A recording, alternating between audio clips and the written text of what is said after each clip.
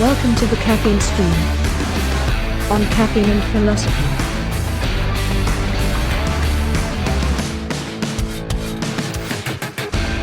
Alright, hello everyone, welcome to the Caffeine stream. My name is C.B. Robertson. This is episode 31, and today we're going to be talking about chess.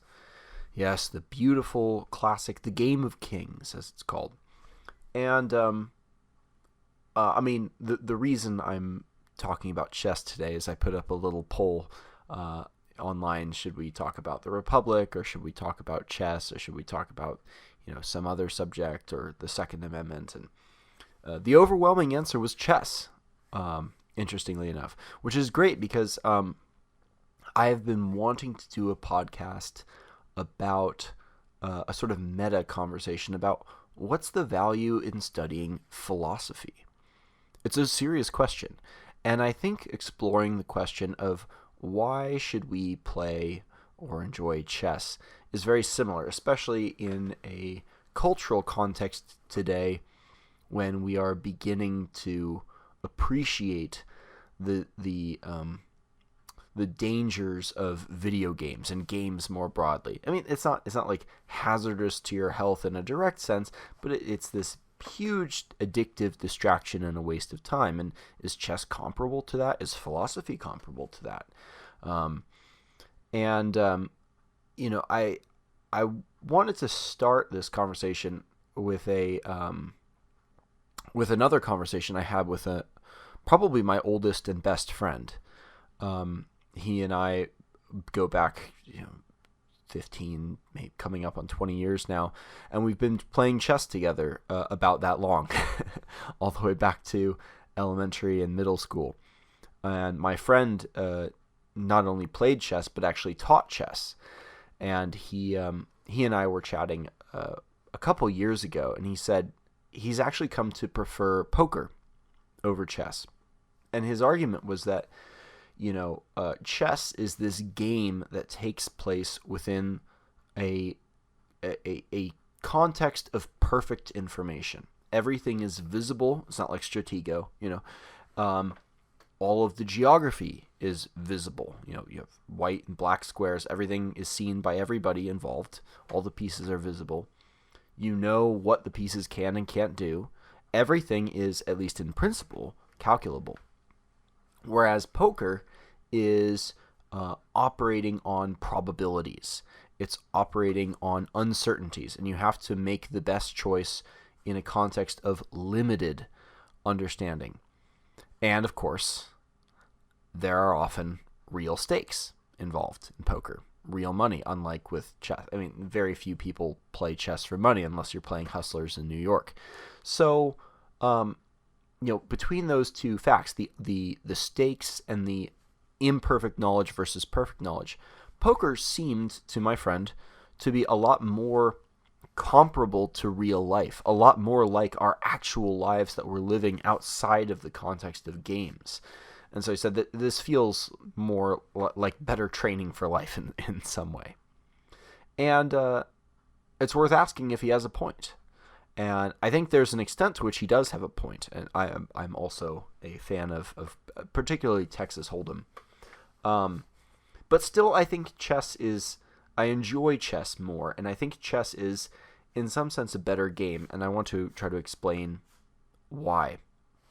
There is a YouTuber I follow named Eric Rosen. Eric Rosen is an international master. He's quite famous for his blitz games online, especially rocking the Stafford Gambit, a particularly aggressive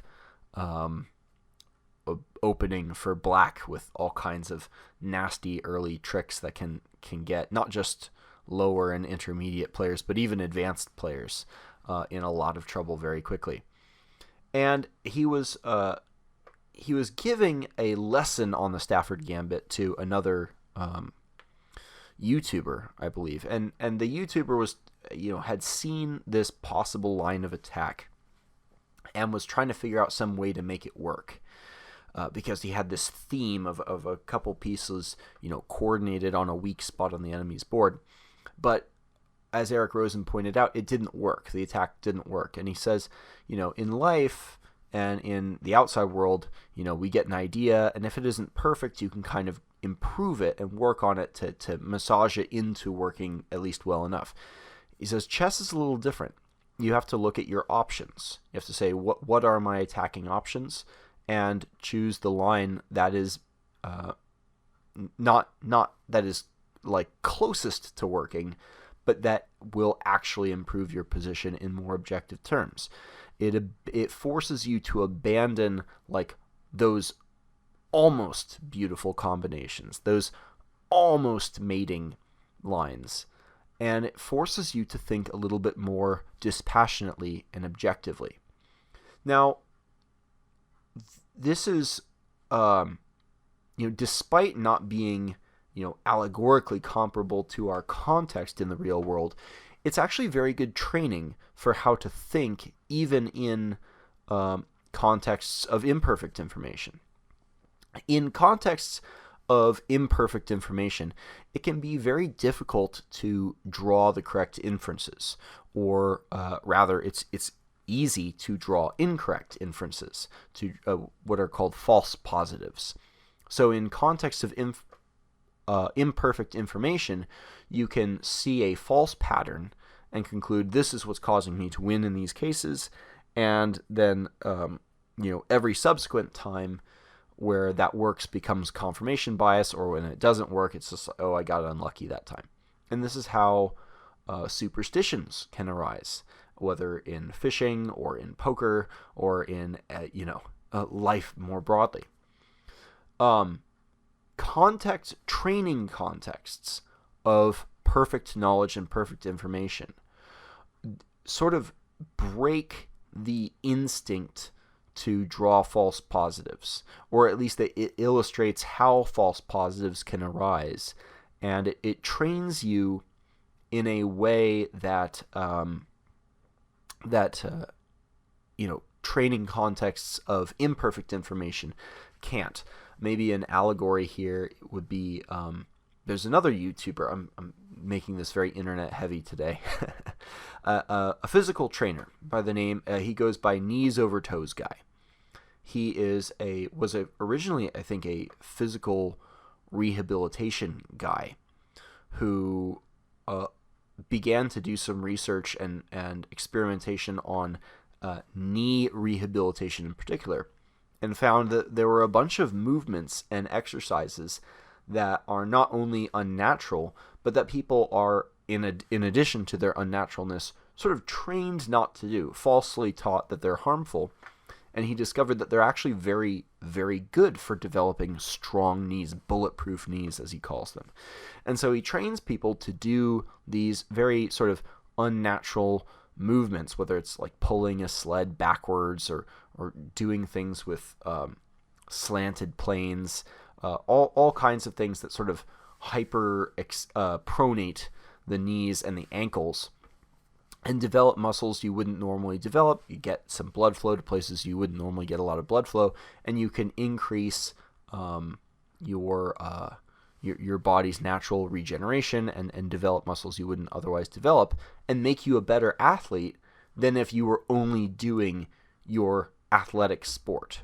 In other words, going outside the broadest context of your particular activity. Maybe this is basketball, maybe this is soccer, maybe this is long distance running, whatever. Going into very specific activities can actually improve your performance as a runner, for instance, over someone who just runs. And I think you can think of chess very much in this way. So does that mean that the skills you learn in chess, understanding how to control the center, how to develop pieces, how to recognize patterns and so forth, do those transfer to real life, as it were? No, not at all. Understanding how knights move, it has no correlation to real life at all. There's a little factoid that's been floating around that I think is perhaps slightly misleading, but nevertheless true, that the single greatest corollary to high chess performance is not intelligence, It's not, it's not a particular like mathematical proclivity. It's not anything like that. It's just how much time have you spent playing chess? That's it. Time spent playing chess is the single greatest predictor of chess ability.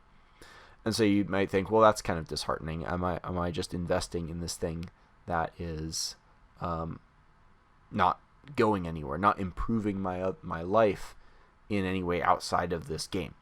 Now, I've explained now how I think that it can help in terms of the mindset of making decisions. How do you think a little bit more dispassionately and a little bit less emotionally? How do you develop what Eric Rosen calls board vision? Actually, what a lot of people call board vision. Being able to take a step back and see the broader whole as an instinct when you make decisions. But again, the details don't transfer.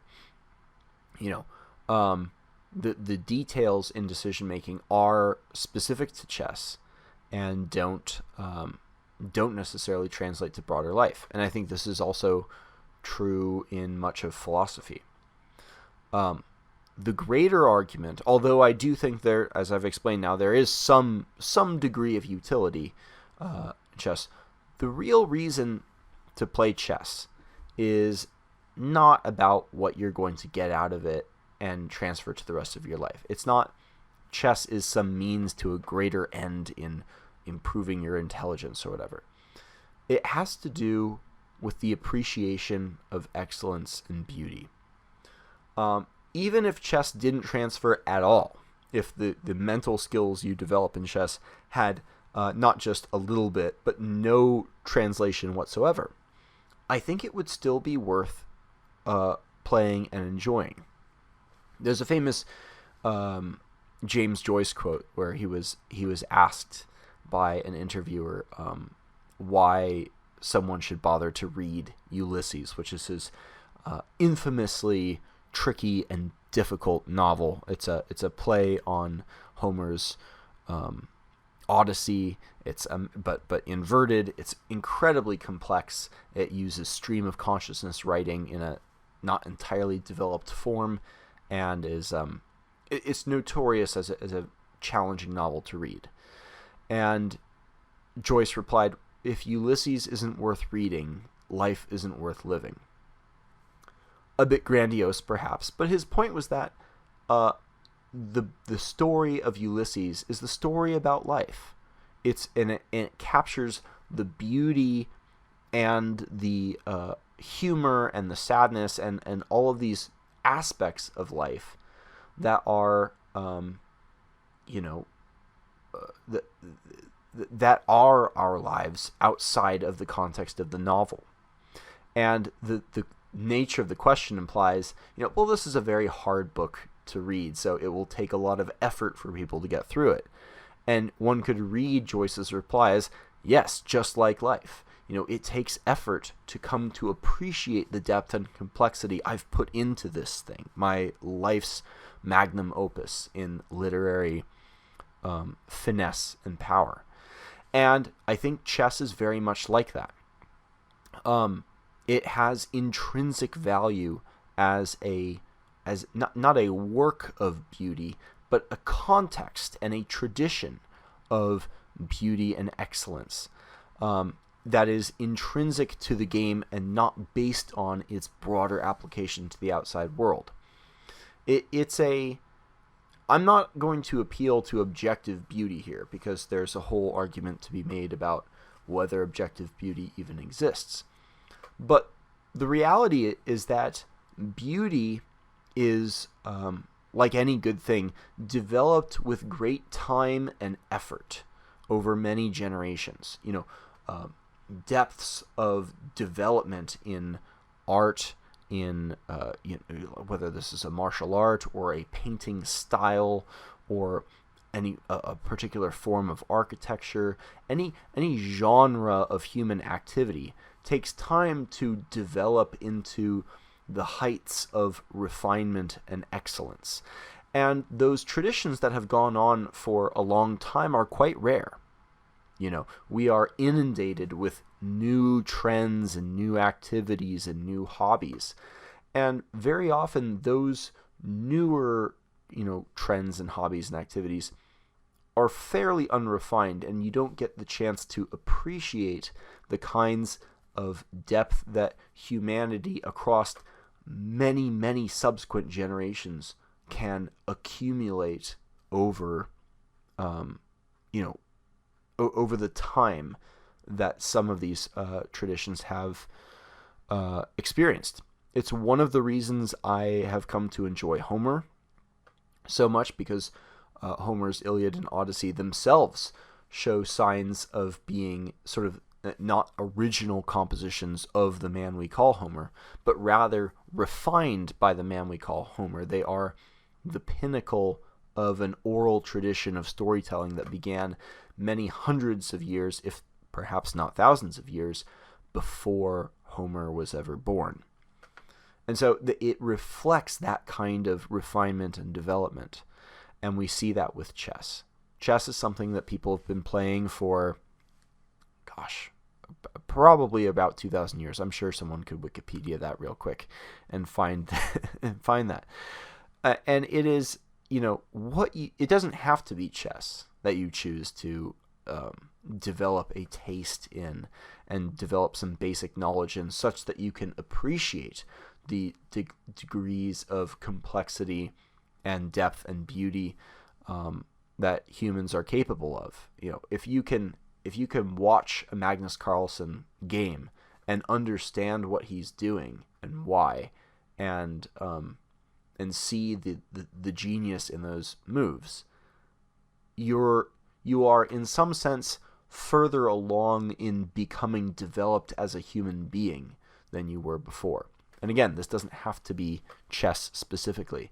Chess is just a very unique example of a context of this working in games. Because like I started out with here, we're living in a world that is inundated with games, and video games in particular, and we can see the dangers of that, these addictive video games. What is cool about chess, aside from these other games too, is that there's a kind of beauty just in the setup. You have this very simple board, this very limited number of space. There are 64 squares. There are 32 pieces. There are only so many ways they can move, which is like the opposite of a MMORPG, a massive multiplayer online game where there's an open world and you can go anywhere and do anything. And as someone who has spent far more time playing a game like Skyrim than I would normally care to admit, Skyrim is another open concept world where you're running around doing any number of quests and any number of orders stuff. What's fascinating about Skyrim is after a while, it can begin to feel like you're just doing the same damn thing over and over again. And I have run into moments where for in 1 minute I was enjoying Skyrim. I was enjoying running around as the Dragonborn. And then in the next moment I was suddenly bored. I had had enough, and I put the game down for another 6 months. I just had lost all interest in it. It all felt like I'd seen it all. Chess is somehow the exact opposite. Nestled within this unbelievably constrained little space with pieces that can only move in so many ways, you have essentially infinity contained within this finite board. Within this symmetrical setup, nearly symmetrical, along the ranks as well as the files, you have unfathomable complexity awaiting before you in the turns, and asymmetry that you can unlock with an opponent. So that kind of infinity within the finite is a feature that feels very very unique to chess, more so than you find with checkers or in the extreme case tic-tac-toe, where there's there's 5 possible games or whatever. So to enjoy chess, I think, is you can view it in terms of the applications to your broader life, and it certainly has those. But I think the intrinsic values, the aesthetic appreciation of the beauty of this King's game is actually more important and is primary, and I think it's necessary that we have some things like that in our life. Things that we're not enjoying for some other end, but as ends in and of itself. It's one of the things that Ben and I sort of briefly nudged in our conversation about anarcho-primitivism was Heidegger's critique of technology. He wrote this essay about the essence of technology and how the nature of technology, the spirit of technology, is to turn everything it touches into standing reserves, to make all natural resources into fungible resources. So to turn, trees into lumber, to turn, clay into bricks, to turn everything into fungible materials that can be easily used, not for any one particular purpose, but for any purpose you might desire. And ultimately, technology will have that effect on people too. It will turn us into standing reserves that can be deployed for any number of purposes by whoever is controlling the system, whether that's our manual labor and physical power or our attention, as is more often the case. It's a danger that I think is overstated in describing technology more broadly, but I think does describe a certain utilitarian approach to life that some people can take, where they say, what is the value of this thing if it isn't useful to some other end? This person in an extreme circumstance might view a meal as like purely in terms of nutrition. What kind of fuel does this put in my body? And that is, certainly a functional and can be a very useful way to view food, especially if you've developed poor eating habits in terms of health more broadly. But it can be taken too far, and the danger is that you lose the substance of living itself, the goodness of life. And not to go on too many tangents here, but it's come up in a number of places. I know I already talked about this with my wife, with marriage. I think a large problem that people have with marriage is they view it in terms of, what am I getting out of this? Is this a good risk to take in this very utilitarian fashion? And with marriage, the answer is probably always going to be no. It's never a worthwhile risk if you're looking at it in those utilitarian terms. But if you look at it in terms of the intrinsic experience as a challenge, as a complex challenge that is something other people have been exploring and talking about and developing for thousands of years, something that sets forth a standard by which you can measure yourself and develop yourself in excellence and beauty against that standard. What you have is, instead of something utilitarian, you have something instead more like an artistic obstacle, an opportunity to do something beautiful with your life. And the challenge is what makes that obstacle meaningful.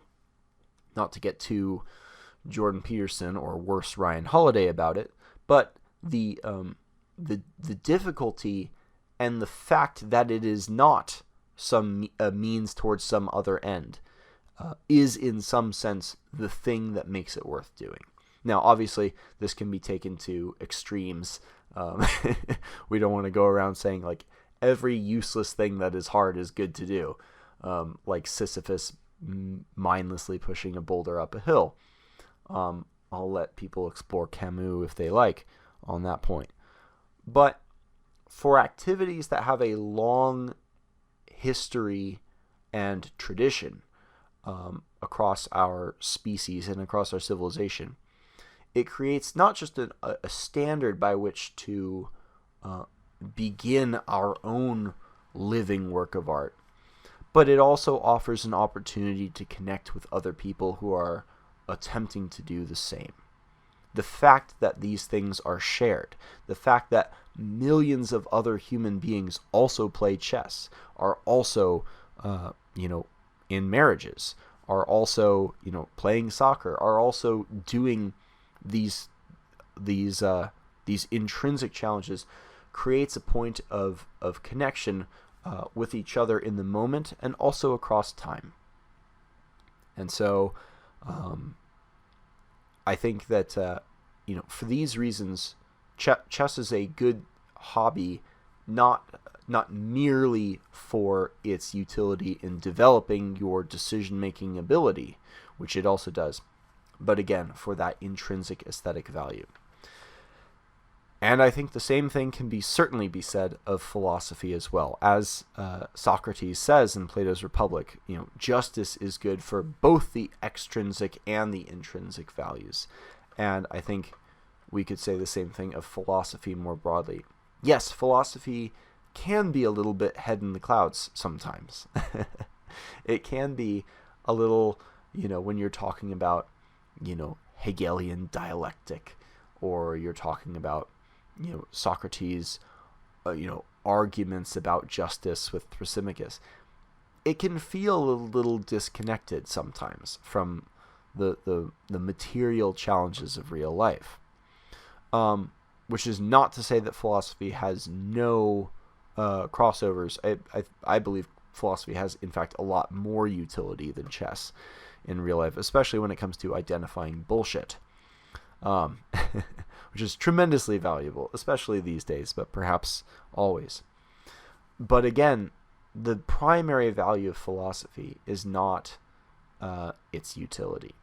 It is rather like chess, this long tradition of a game that we play with each other because it has been developed, and our own engagement with us develops our ability to perceive this excellence and beauty that has preceded us. And if we are particularly dedicated in our study and in our efforts, we might even be able to participate in and contribute to. But even if we can't, even if we are limited by time or by intellect or by some other constraint, and are unable to truly say something in that ongoing conversation, perhaps we never play a truly great chess game. Perhaps we never make a truly good original argument, which is going to be the case with the vast majority of us.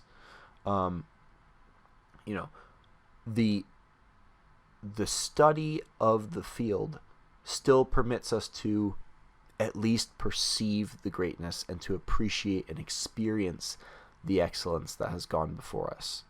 And to my view, that is the substance of living well, and the substance of being a living human being who can look up and appreciate the beauty that surrounds us in our fleeting time before we die.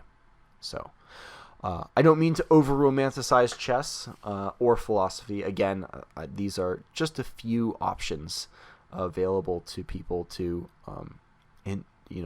develop their taste in the good things around us. There are many more, but I think it is important to emphasize the intrinsic value of these things. Not everything comes down to means to ends, and what am I going to get out of this? There's a lot more to it than that. So hope that was a fun little chat. We'll keep it shorter for today. We've been doing lots of longer ones, and we'll get back to philosophy again in the future. So thanks so much for listening. Talk to you later.